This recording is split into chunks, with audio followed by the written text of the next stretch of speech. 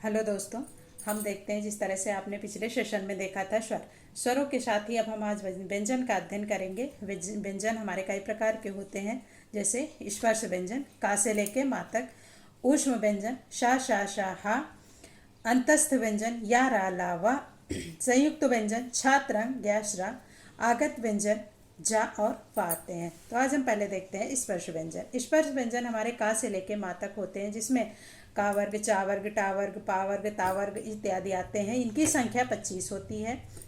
ये हमारे का से लेके मा तक होते हैं। इसी से हम अघोष, सघोष और महाप्राण प्राण इन्हीं में से छाटते हैं। तो आज पहले हम देखते हैं संयुक्त व्यंजन। संयुक्त व्यंजनों की संख्या 4 होती है, जिसमें इनको किस वर्ण से, किस अक्षर से मिलाकर बनाया जाता है उसको हम पहले सीखते हैं। छा का और शा से मिलके छा बनता है, ता प्लस रा मिला के त्रा बनता है, जा प्लस या मिला के ज्ञा बनता है, शा प्लस रा मिला के श्रा बनता है। लुंठित वर्ण। लुंठित वर्ण सिर्फ रा होता है, एक ही अक्षर होता है। पार्श्विक ला और क्षिप्त डा और ढा। अब हम देखते हैं अघोष और सघोष व्यंजन। अघोष और सघोष व्यंजन हमारे जो है का स्पर्श व्यंजनों से ही बने हुए हैं। उसमें पहले है जैसे का खा, पहला और दूसरा अक्षर अघोष होता है, तीसरा चौथा पांचवा अक्षर सघोष होता है। अघोष की संख्या 13 है, सघोष की 22 है। जैसे का खा, चा छा, टा ढा, ता था, पा फा और शा शा शा, तीनों शा मिला के 13 बनते हैं। उसी तरह से गा घा, अंगा, चा छा, जा जा, चा जा झा, इया, डा ढा अड़ा, दा धा ना, बा भा मा, या रा ला वा हा। इन को अलग से ऐड किया गया है। ये हमारे सघोष में आते हैं, जो कि इनकी संख्या 22 बताई गई है। तो हम इसको बहुत अच्छे से सीख सकते हैं। 1 और 2, पहला दूसरा अघोष, तीसरा चौथा पांचवा सघोष। उसी तरह से हम आगे देखते हैं अल्प प्राण और महाप्राण। अल्प प्राण और महाप्राण संख्या हमारी सम और विषम संख्या में आती है।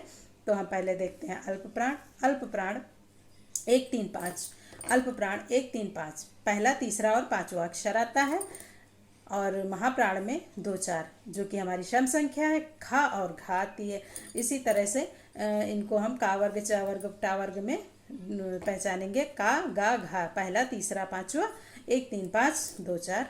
इस तरह से हम याद करेंगे इनको। और इसमें या, रा, ला, वा और डा, इसको भी ऐड किया गया है। उसी तरह से महाप्राण में सा, शा, शा, हा और ढा को ऐड किया गया। इस तरह से हम देखते हैं अल्प प्राण और महाप्राण। जैसे अघोष में हमारे 1 3 1 2, पहला दूसरा, सघोष में घा घा अंगा यानी तीसरा चौथा पांचवा, अल्प प्राण में 1 3 5, महाप्राण में 2 4। इस तरह से हम बहुत अच्छी से 2 3 बार पढ़ेंगे तो याद हो जाएगा। अब हम देखते हैं इसमें से कुछ जो प्रश्न पूछे जाते हैं हमारी परीक्षाओं में। तो देखते हैं, हिंदी में मूलतः वर्णों की संख्या 52 बताई गई है। वो छोटी सी छोटी ध्वनि जिसके टुकड़े नहीं हो सकते हैं उसे हम क्या कहते हैं? उसे हम वर्ण कहते हैं।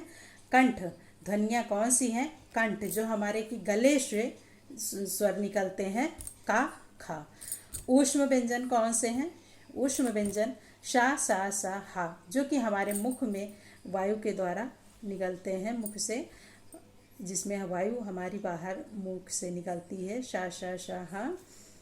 और हिंदी वर्णमाला में व्यंजनों की संख्या 33 बताई गई है। अघोष व्यंजन कौन से? प्रत्येक वर्ग के प्रथम और द्वितीय वर्ण तथा शा शा शा फा इत्यादि को अघोष व्यंजन कहते हैं। सघोष व्यंजन कौन से हैं? प्रत्येक वर्ग का तीसरा चौथा, यानी कि तीसरा चौथा एवं पांचवा वर्ग तथा यारा लावा हा इत्यादि भी सघोष में आते हैं।